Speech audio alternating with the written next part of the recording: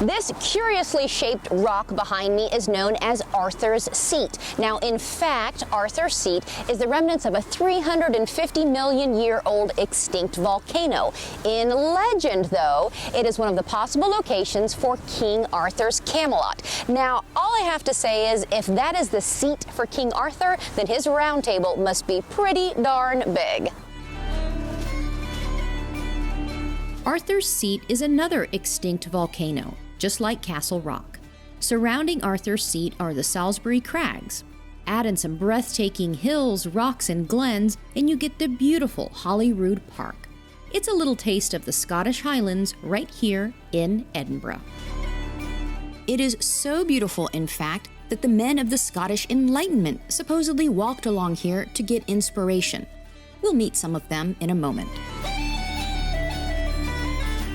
Next, we go high above Edinburgh to visit some Greek temples. Well, of course we do. Calton Hill holds up many of Edinburgh's most important monuments, most of them built in the 1800s, like the National Monument, dedicated to Scots who died in the Napoleonic Wars. It was supposed to be a replica of the Parthenon in Athens, but funds ran out, so today we only have these 12 proud columns standing tall overlooking the city. The Nelson Monument is dedicated to Admiral Lord Nelson and is shaped like a telescope turned on its side.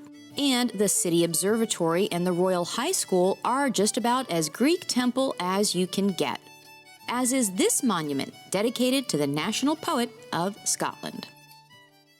At the foot of Calton Hill is the Burns Monument, dedicated, of course, to Scotland's most famous poet, Robert Burns. But his monument doesn't look very Scottish, does it? Well, just like the rest of the monuments here, this one is neoclassical. And fittingly, it is modeled after an ancient Greek monument that also was dedicated to the arts. The Burns Monument was modeled after the choragic monument to Lysicrates in Athens. Even the design at the top mimics that ancient Greek arts trophy. Now, with all this Greekness going on up here, you might think that's how Edinburgh got its nickname Athens of the North. But in fact, that name came about for quite another curious reason, which we will find by heading back down the hill and exploring Edinburgh's New Town.